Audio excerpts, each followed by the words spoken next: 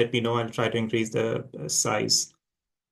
All right, so let's begin. I see some thumbs up and everyone's back from their lunch.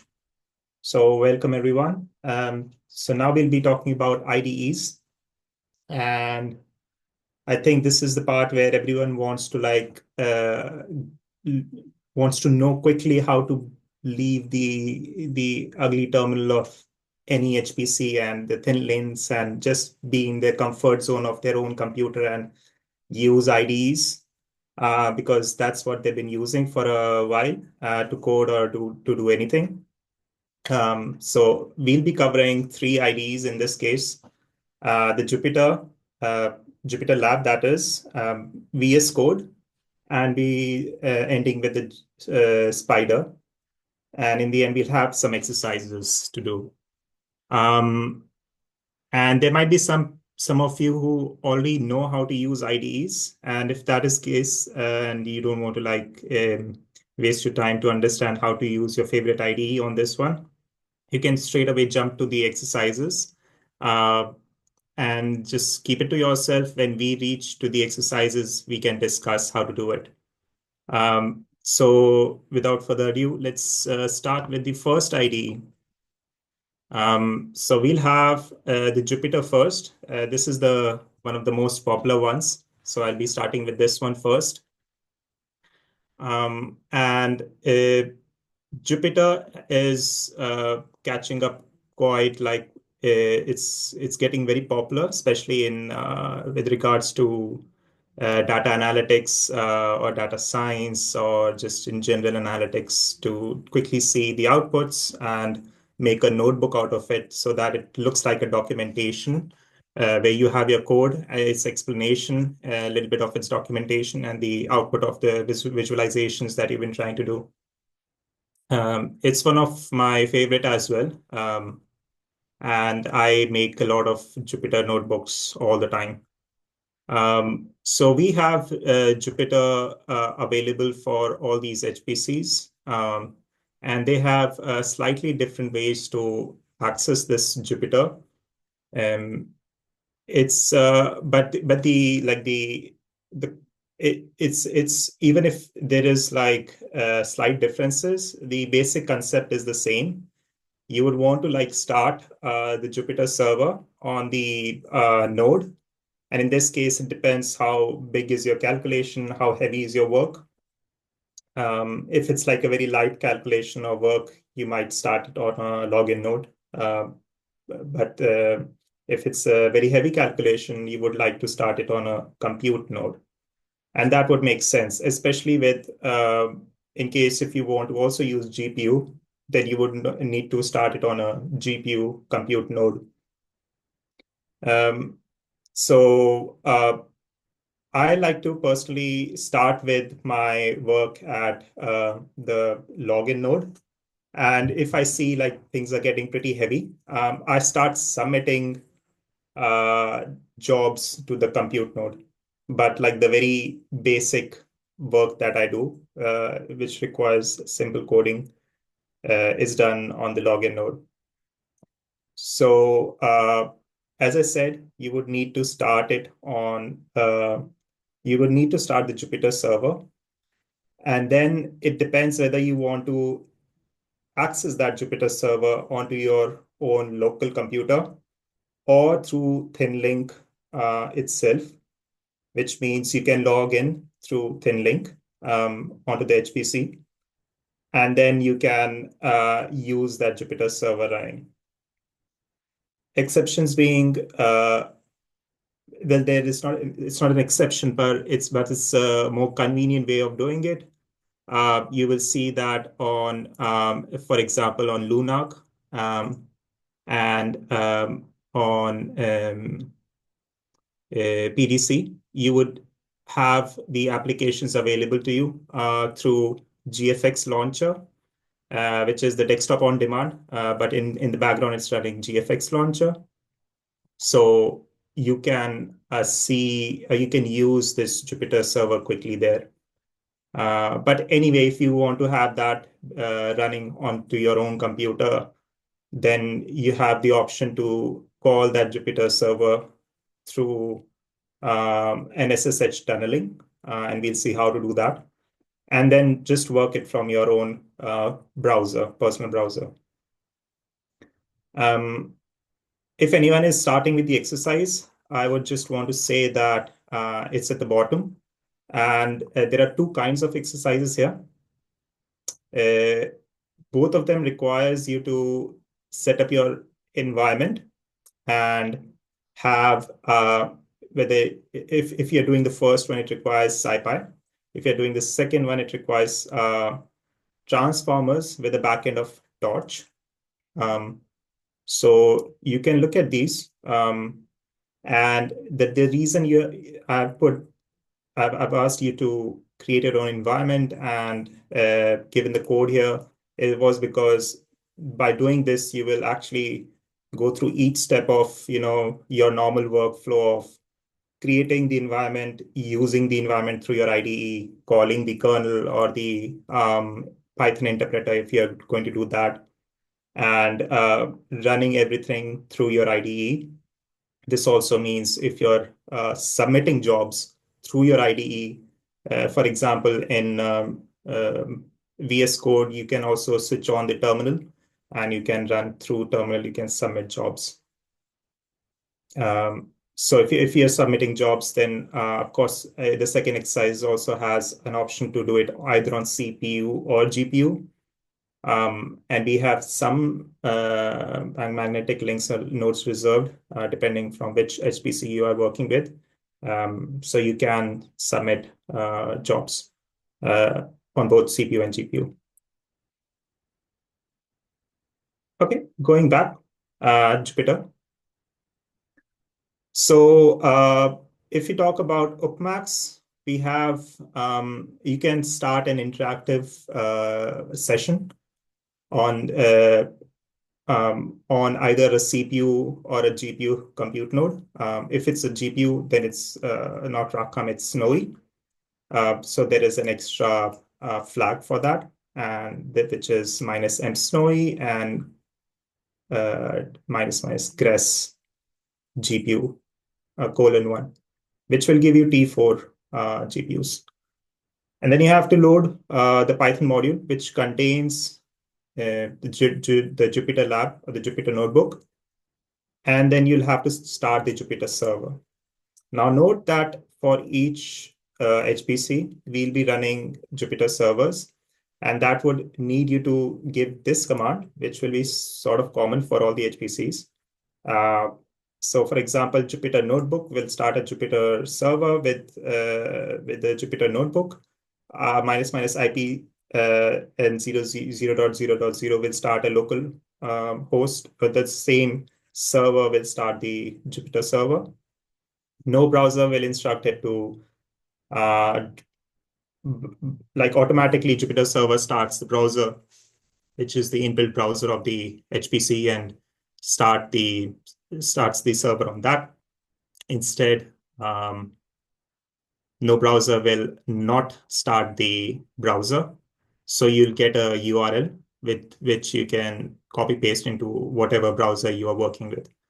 So we'll go with that. And then, as I said, either on ThinLink or on your own computer, you will either way have a URL. If it's using ThinLink, you can just copy paste this ThinLink into many HPCs have Firefox. You can copy paste there. If it's on your own computer, then you can copy paste it on your own computer, of course, with a special case where you have to tunnel through. I see your hands up. I'll take the question now so that I can give answers to Jupyter's questions now. Yeah. Thank you, Jayant. Just a little question about Jupyter Notebook or Jupyter Lab. How do we? Oh, sorry. Probably it's just sufficient to write Jupyter Lab and then you write IP00, all the things to get the Jupyter Lab instead of Jupyter Notebook. Am I correct? Are you asking? Yeah, I think so. Maybe not. Okay, which depends on which HPC you're on. I'm HPC to N. So here it's the instruction a bit different, but yeah. So yes, so then you have the Jupyter Lab. So I think this will start the Jupyter Lab itself, and you can select a notebook there. I'll show you how to do this. I'll take an example here and I'll go okay, through it. thank you. Yeah. All right. So this was like a common instruction for all of these HPCs, how it looks like. So let's start with okay. Let's start with HPC2N itself then. I have Kavnika here, and I have, as you can see, I have, first of all, is it readable? Just give me a thumbs up if it's not. I mean, if it is. So I have already prepared like, yeah, thanks. So I've already prepared like an IPy notebook here, also a jupyterlab.sh shell script. So it's recommended on the documentation to submit a bash script so that your server runs on a compute node. So I'll be doing that. So first of all, in order to understand, okay, what Jupyter Lab do we have on HPC2N, you can do module Spyder, Jupyter Lab. So you get all the modules available and the different versions. So the latest being 4.2 and the other extensions with it. The next thing is when you do have that, then you need to understand how to launch that. So do a module Spyder of that specific version. I would like to go with I would like to go with the latest one. So I'll do 4.2.0. And then it says, okay, you need to module load GCC core for this. So you can do that. I'll just copy paste. Okay, instead of copy pasting, I'll write it down. By the way, ML is shorthand for module, if you do not know, module load.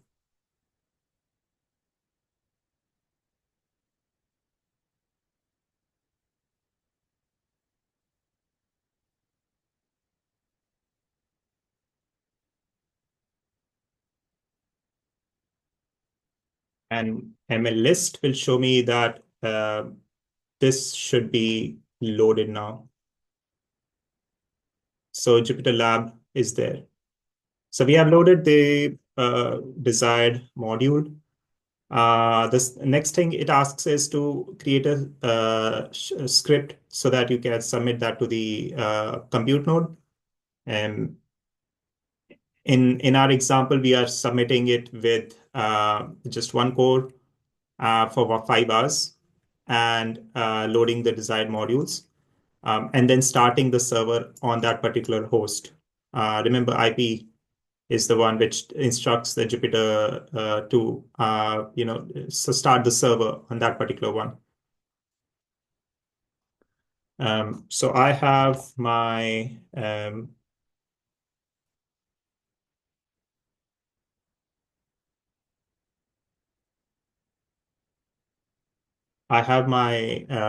script already ready here. Although this script, by the way, is loading 4.0.5, you can just change it to 4.2.0. So I'll submit this. It has been submitted. Let me just clear this and let me read out the output file. So the output file will tell me what the URL is. In this case, as you see, it throws out 2 types of URLs. It has a token, so that is the session token, which is like, okay, no one else can use your Jupyter server, right? Otherwise, if there was no session token, anyone could have just logged into the same node and used your server and your files and stuff. That's bad for security purposes, and also your work gets shared. So I have the server link now, and now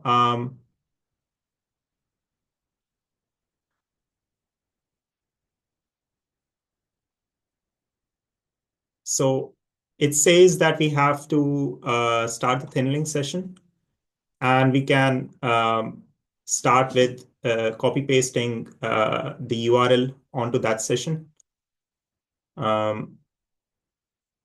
Or you can also start it on your own computer. You can do SSH tunneling to Kebnekaise, and then you can also copy paste this to your own computer. Yes. Yeah. Yeah.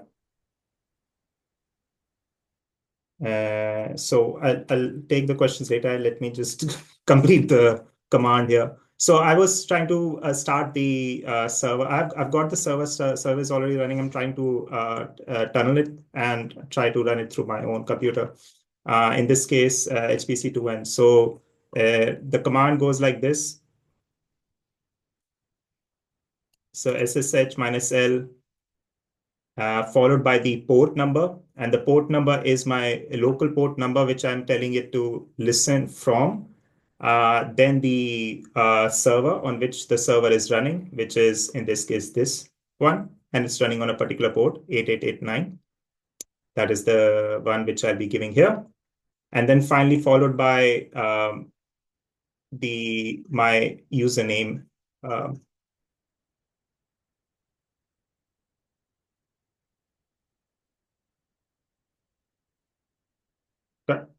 Um, and then the password, which I hope I didn't forget. Yeah. So now I have tunneled through and reached this server. I'll copy the address. Sorry. Yeah. So I'll copy the address and note that I'm using the other address, which is the local host address, which means from my own computer, from this port 88889, through which I just tunneled, remember. Just listen what's going on, and it's listening to the server, which is running on HPC2N. And then you see this is Jupyter Lab, which has opened. So I'm getting other things also here to do. Like I can start a notebook, I can start a console, I can do other things, Markdown file, etc., etc.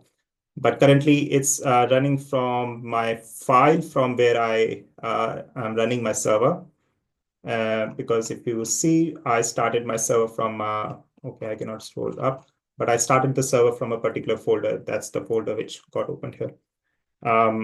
And then I can, for example, I'm in running this work IPyNB file. I can start working with this directly.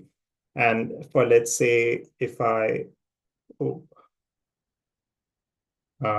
clear cell outputs, and if I run this, so I did not call on for. Okay, so I started the server. So my script started the Jupyter Lab, but it didn't specify loading SciPy bundle. So it's of course giving me that okay, SciPy is not loaded, even NumPy is not loaded because of it. So I missed out this particular thing in my script.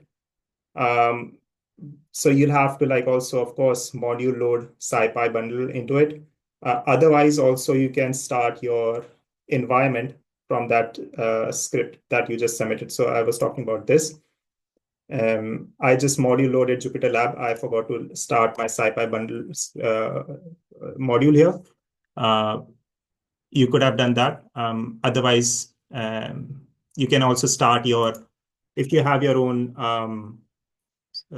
environment, you can also source that particular environment, bin/activate. This will activate the environment, and then you'll have all the libraries that you would want it. Anyway, I just wanted to show that Jupyter Lab works. So this is working. But if you start doing the exercise, you'll have to do this. You'll have to start your environment. And that's why I made the exercises like that. So I can edit this, I can play around with this, and I can submit, I can run this cells. So it will run this particular cell onto that server.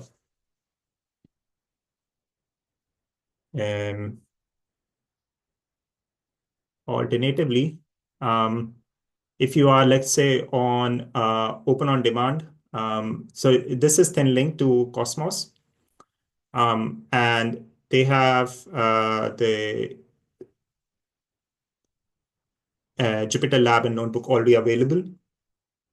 And this starts a GFX launcher, which is this GUI. And there you can specify how long you want for, how many nodes, what's your project number, anything more there that you want. Maybe you want to add modules into it. And then you can start your Jupyter Lab or notebook here. So I clicked start, and then you can reconnect. If it doesn't start, you can click on reconnect, but it starts already. And this is my home folder here. So this is a Jupyter Lab. Again, you get all the notebook, console, everything, etc., etc. And the same goes for your, so this was Cosmos, LUNARC. This goes for PDC as well. You can look at the screenshots here. Something similar going on. You get Jupyter Lab and Notebook there as well. For NSC and for UPPMAX, for NSC, for example, your Jupyter Lab requires you to have these particular modules. And this one, I am also loading SciPy bundle here, but you do not have to. And you will follow the same steps, and you will get the URL, and the URL will be copy pasted into the browser, and you'll get that here. If you want to, of course, have it on your own computer, just like I was just showing for this one, this is my computer. Then you have to tunnel again, and then for tunneling, you can specify SSH -L -N is not required, but you can give it localhost, which is your own computer's port, and followed by, instead of localhost, so you can also give the URL. For example, for NSC, you'll have some http://nsc dot etc., etc. with the token.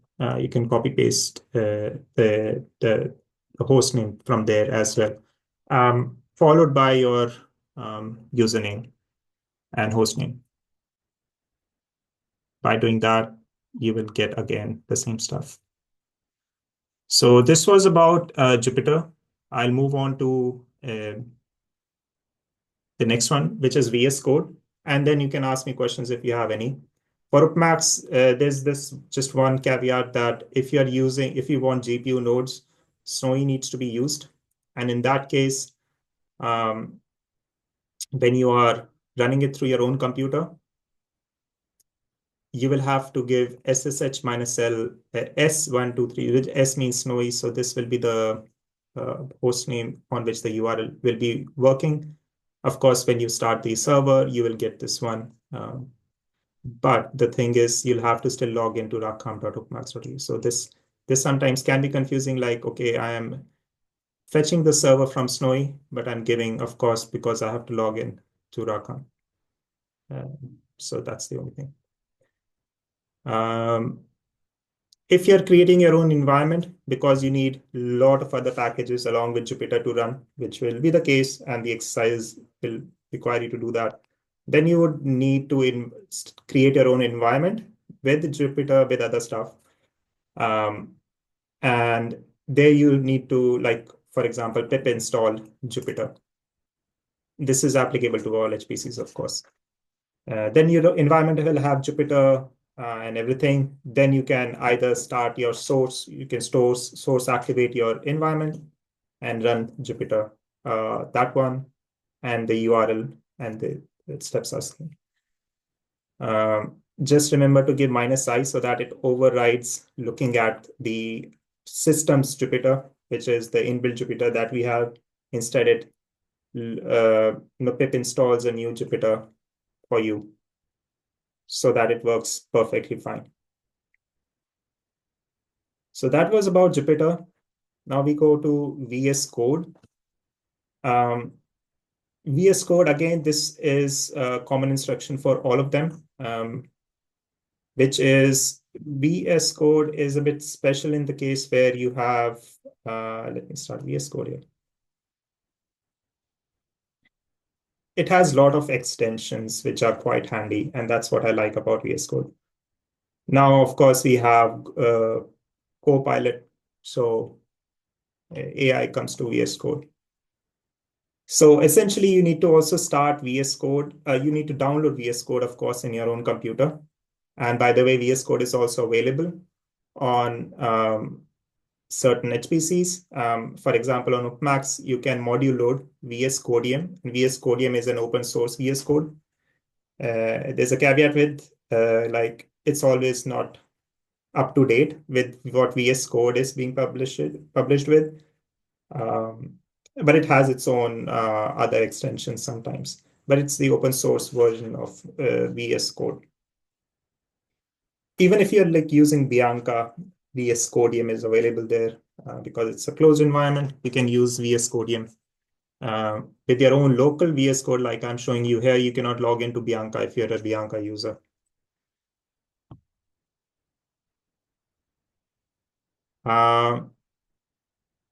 So first step would be to, of course, download VS Code for yourself.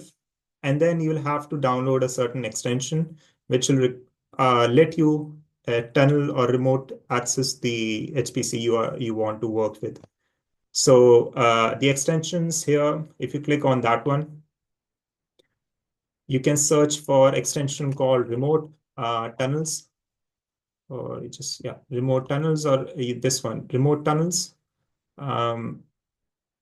And then you can install that one. Sometimes also, I think remote SSH also works. So you can also do that. Like there are some dependencies on each other. Or perhaps like when you do tunnel, SSH also gets downloaded. It's been a while that I downloaded mine, so we can check. Once you have that, it will there'll be a new icon appearing here called Remote Explorer. And this is what you will see at first, like tunnels and SSH. You can click plus, and then it will ask, okay, SSH, blah, blah, blah, where you can enter your SSH command here. So it will let you SSH there. Once you do that, your SSHs will be saved here. So that's the beauty of VS Code. It saves the your workspace, your profiles, your settings, and everything. And once you go back to, if you close everything and you go back to the VS Code, it will start from the same place where you left. And that's something I like to do. Like it starts from the same place, and you can create profiles like these if you are working with different HPCs or different projects per se. You can create different profiles to just click, and then your work starts from exactly where you left. Let's say in this case, I want to log into Rakam. Okay, I'll increase the size. And I do not know how to increase the size for VS Code, actually. And zoom in. Oh, yeah. Oh, yes. Yeah, cool. I learned something new. Okay, so I hope this is visible. Oh, yeah, cool. So yes, I was going to SSH into Rakam. I have already SSH'd everywhere on this planet. And so I have Rakam already SSH'd, so it saved that particular folder that I usually SSH to, which is my names folder. Let's do that. So it will give you like either to connect to the same folder or just open a new window, which will like open another VS Code window. Sometimes that's helpful, but I'm gonna just SSH to the same window. And it asks for password on the top here.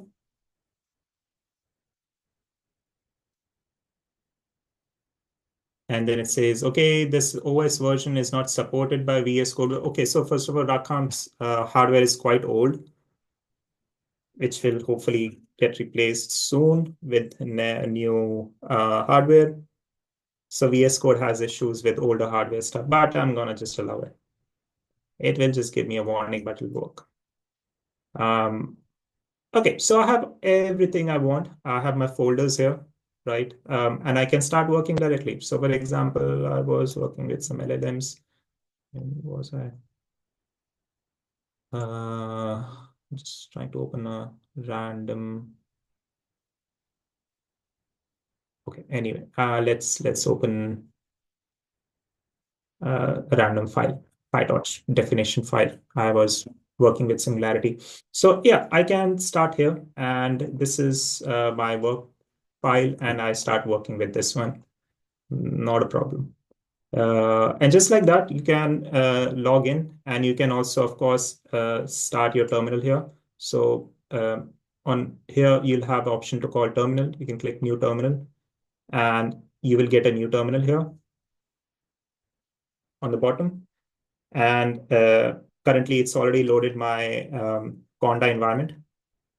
I have a lot of Conda environments, so I can switch to another Conda environment.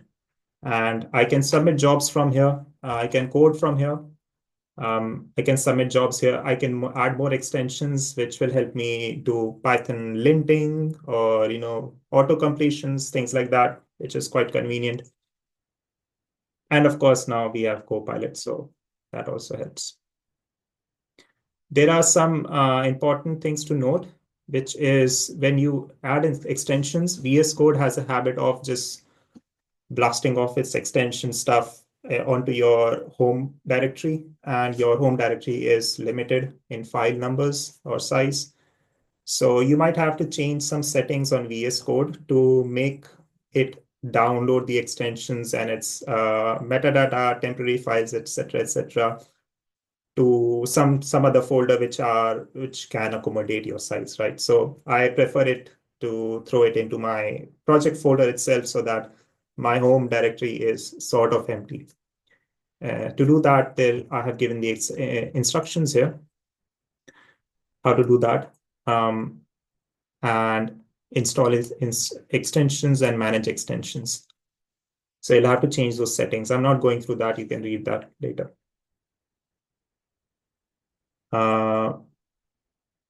Can you tell how did you tunnel through? I was saying that you'll have to first have an extension.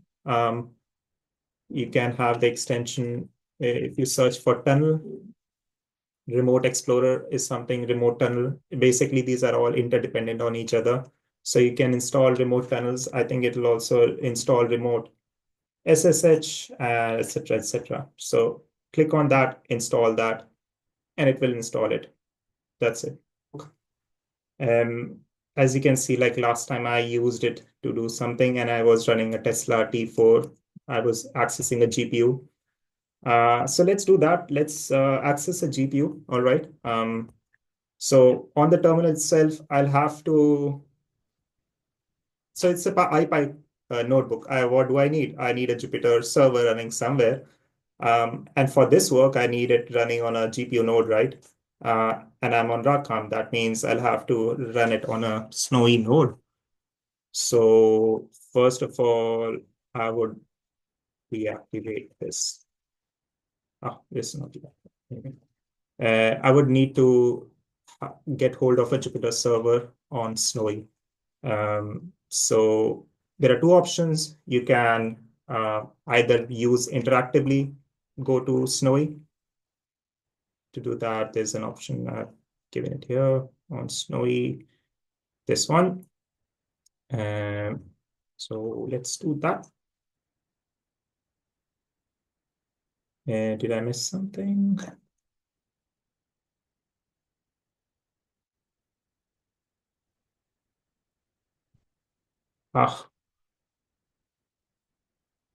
Okay, so I should confess here, I was going through my Rakam settings and I messed up my Rakam settings. So it doesn't recognize my terminal at all.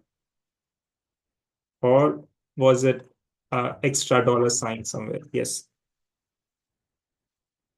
Oh, finally. Yeah. So anyway, so thankfully it's working. It has submitted a interactive session request. We'll wait for it.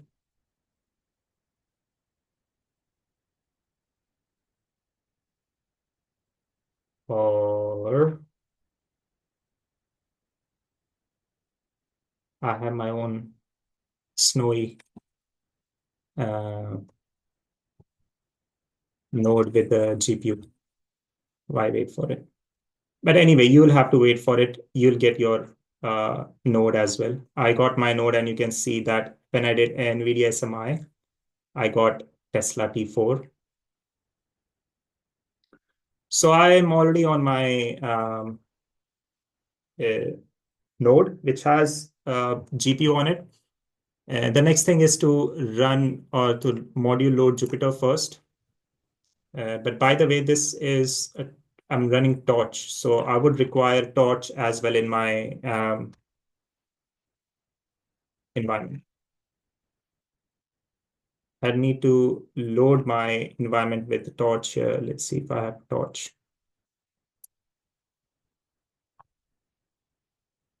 Okay, I'll just cross my fingers and load one environment. I hope it has Torch in it, but I cannot guarantee. Uh,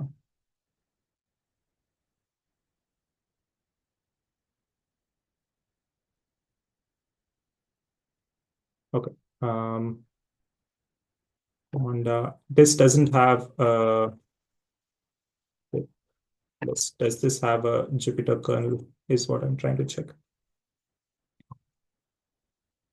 Could have also done conda list.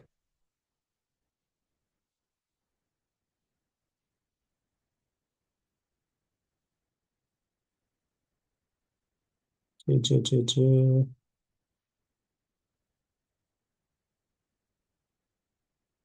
It has Jupyter. Cool. So maybe I can start Jupyter notebook here. Book IP 000. No browser. There you go.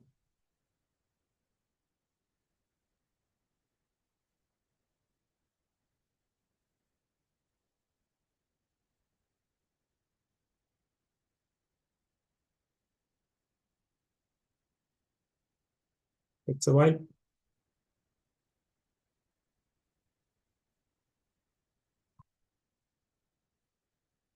Um,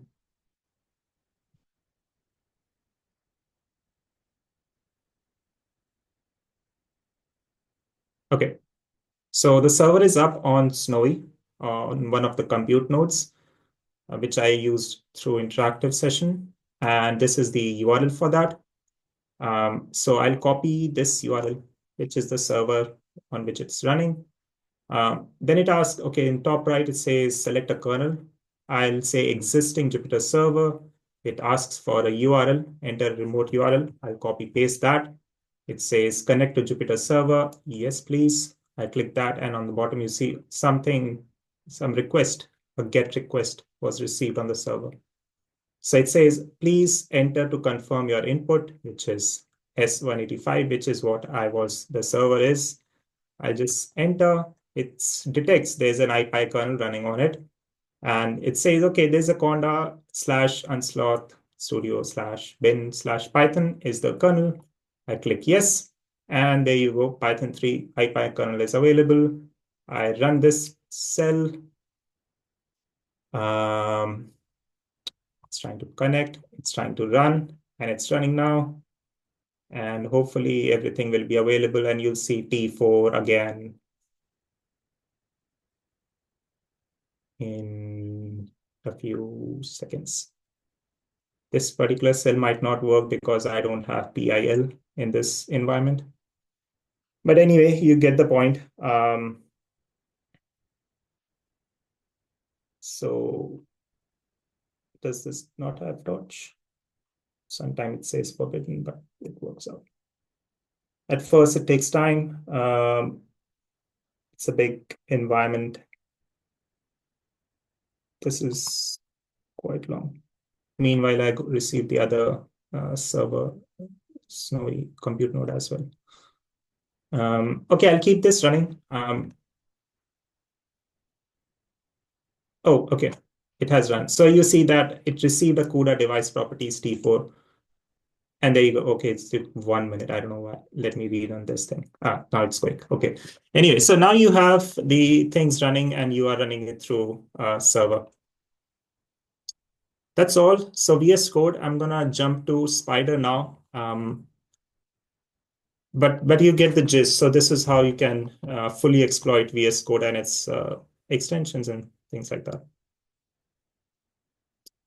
Then Spyder. So some people also love Spyder because it's really good for visualization purposes. Thing with Spyder is you'll have to have its own, it's recommended to have its own, it's installed in its own environment. So you need Python for that already and create an environment, install Spyder. And I think you've already done this in the previous exercise when you were learning about isolated environments. So you already might have checked Spyder running. In any case, you also have Spyder available on Cosmos.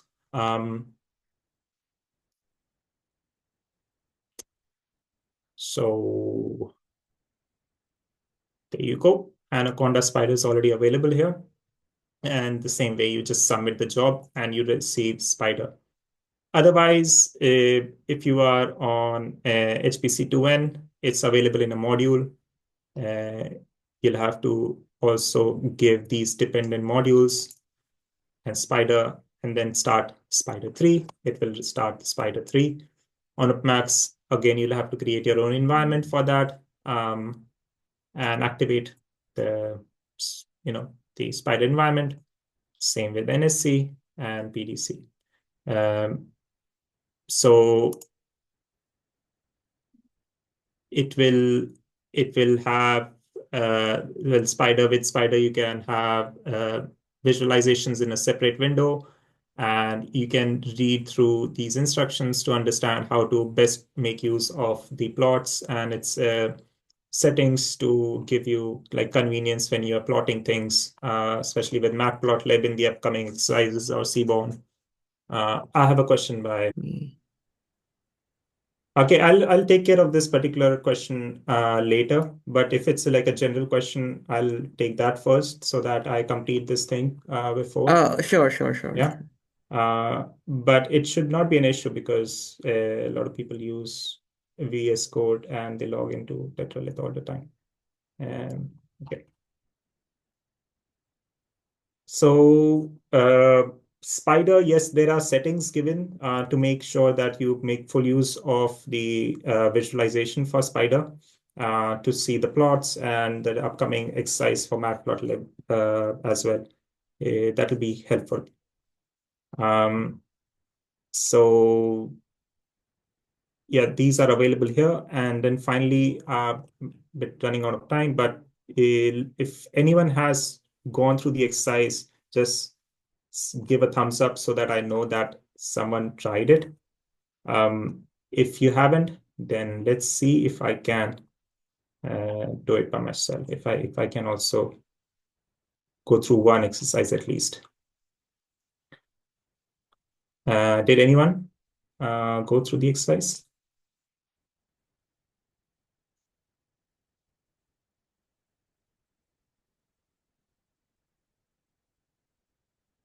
Maybe not. Okay, so I'll request everyone to like try doing this exercises.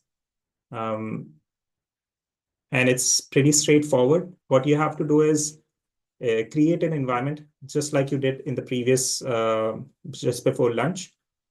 And that particular, let's say if you're talking about this particular file, then it requires SciPy. So that environment needs to have SciPy in it, or you can also look for module Spyder SciPy. If it's just SciPy that you need, because SciPy bundles in some HPCs are also bundled with other things. So it's convenient to just module load instead of creating your environment. But when things gets very complicated, of course, you'll be falling back to your own environment.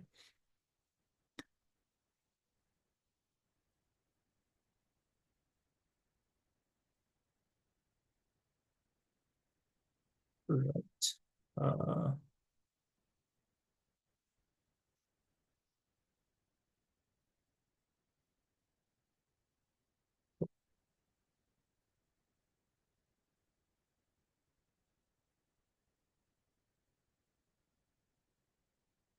Okay, so I'm gonna take this example of tetralith because someone was saying tetralith is an issue.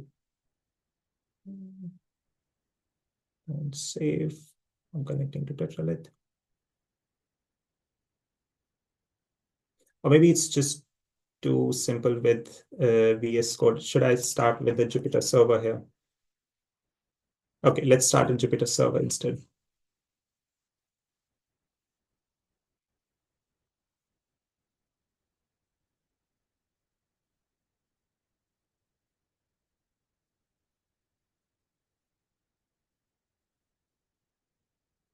Uh,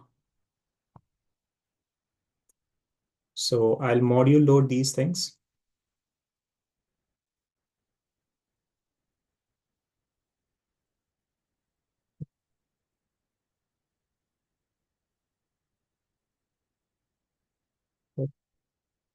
I'll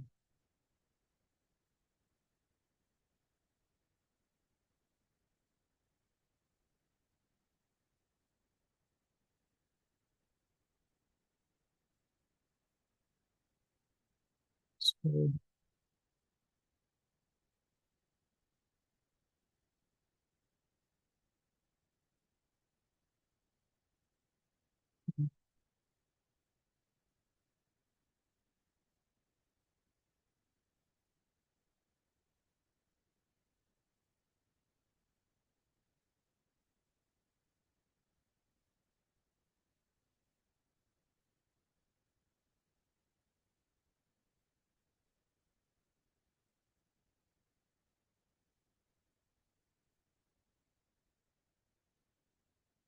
hmm, source, Jupyter environment, bin, There's a activate. typo. Oh yeah, thanks. So I'm running this. I'm running my own environment here, but you could have run these modules and got the Jupyter server as well. List. Why have SciPy in this?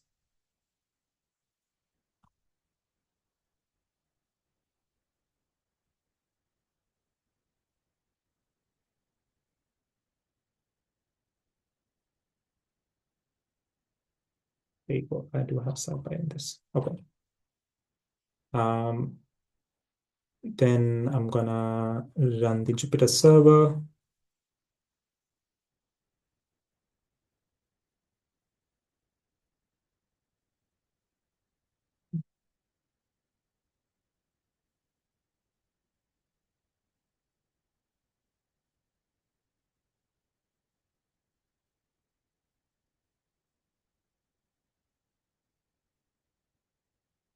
While I will SSH tunnel through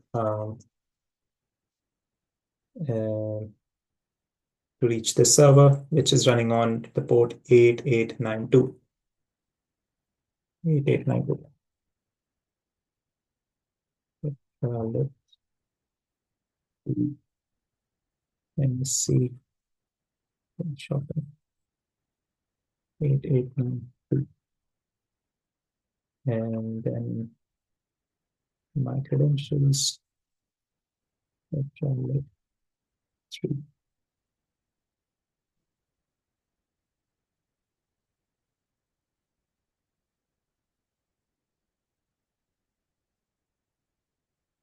Oh, I am logging into 3 directly, but you don't have to.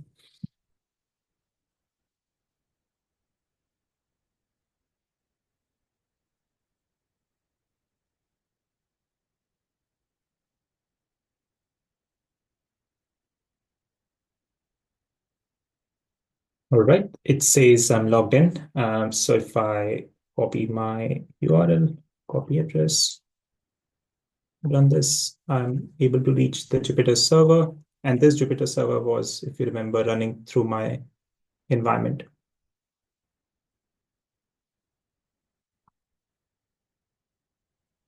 Okay. So this is the notebook. I've already run this before, so this should be my expected output. And I'm gonna run the same stuff again. run. Oh, SciPy is not available. Weird. And we are just 1 minute from closing the session, but well, you hopefully get the gist. Maybe I missed out the SciPy bundle in that one. Alternatively, you could have also module loaded it. That would also work. If anyone has questions regarding anything, I'll be here for the break. You can ask me questions.